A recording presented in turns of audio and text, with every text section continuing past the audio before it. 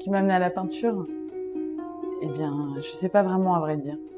Souvent, je me dis que c'est plutôt elle qui est venue me chercher.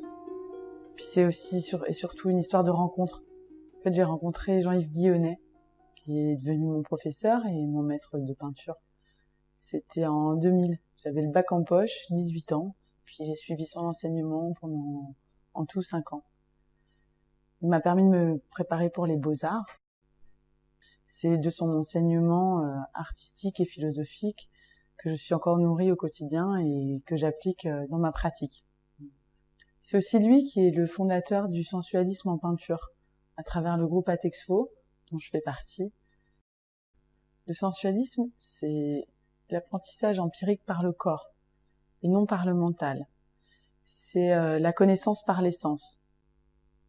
Quand je travaille, je fais pas de croquis préparatoires. Je me lance directement sur la toile. J'ai généralement entre 15 et 20 toiles en cours, un peu tous les formats confondus, et les techniques dépendent des thèmes. J'ai entre 1 et 2 thèmes en cours, généralement. Puis les thèmes durent un certain temps, ça dépend des thèmes. Il y en a qui durent 1 an ou 2, il y en a que je poursuis sur 5 ans ou plus. Il y en a qui reviennent aussi, plusieurs années plus tard, sous d'autres formes. Je vois l'évolution de mon travail. De changer de thème et de technique, ça me permet surtout de me renouveler, de renouveler la recherche, de pas m'ennuyer, de pouvoir continuellement être dans la création, en tout cas essayer et être dans la recherche, ce qui est le plus grisant en peinture. Ce qui est important dans mon travail, ce que je mets pas mal en avant, c'est le rythme et la gestuelle.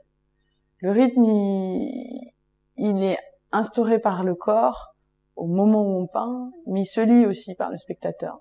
Et c'est créer un sens de lecture pour le spectateur pour rentrer dans la toile. Et il se fait par les lumières. Et l'œil suit les lumières et parcourt la toile. C'est ce qu'on appelle une peinture rétinienne. J'essaie de travailler en préférant la peinture rétinienne à la peinture cognitive, qui, elle, fait plus appel à la connaissance pour lire une toile qu'à la circulation de l'œil.